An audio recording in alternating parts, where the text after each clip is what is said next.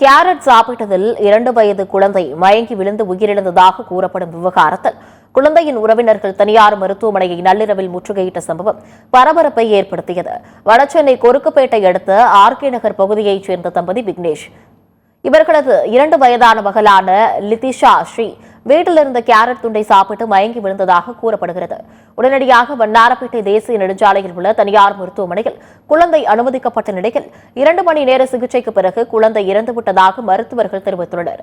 இதனால் அதிர்ச்சியடைந்த உறவினர்கள் 2 மணி நேரம் வழங்கிய சிகிச்சையின் விவரம் குறித்து கேட்டு மருத்துவமனையை நள்ளிரவில் முற்றுகையிட்ட சம்பவம் பரபரப்பை ஏற்படுத்தியது. வீட்டில் நல்லா விளையாடிட்டு இருந்த பொண்ணு தான் ஒரு மதியான டைம்ல வந்து சின்ன பீஸ் கேரட் மட்டும் சாப்பிட்டுருக்கா. வீட்டில் அறியும் போது நல்லா தான் விளையாடிட்டு இருந்தா. அப்போ பாட்டி மடியில் வந்து பிஸ்கெட் இருக்குன்னு சொல்லிட்டு அந்த பிஸ்கெட் குறிஞ்சி எடுக்கலான்னு போனா அப்படியே வந்து பாட்டி மேலேயே வந்து விழுந்துட்டா. பக்கத்துல 2 ஹாஸ்பிட்டல் தான் இருக்கு. அதனால இவங்க கூட்டிட்டு வந்திருக்காங்க. கூட்டிட்டு வந்தோம் 3:30 மணிக்கு கூட்டிட்டு வந்திருக்காங்க.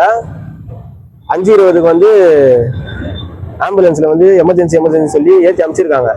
நீங்க கவர்மெண்ட் ஹாஸ்பிட்டலுக்கு கூட்டிட்டு போங்க ஸ்டான்லிக்கு அப்படின்னு சொல்லி கூட்டிட்டு போயிருங்க. அப்ப நடுவில் வந்து இந்த 2 மணி நேரம் வந்து ட்ரீட்மெண்ட் பண்ணாங்கல்ல, அந்த ட்ரீட்மெண்ட் பண்ணதுக்கு எனக்கு என்ன ரிப்போர்ட் வேணுமோ எனக்கு அந்த ரிப்போர்ட் வேணும். அந்த ரிப்போர்ட்டை வந்து சப்மிட் பண்ண சொல்லுங்க.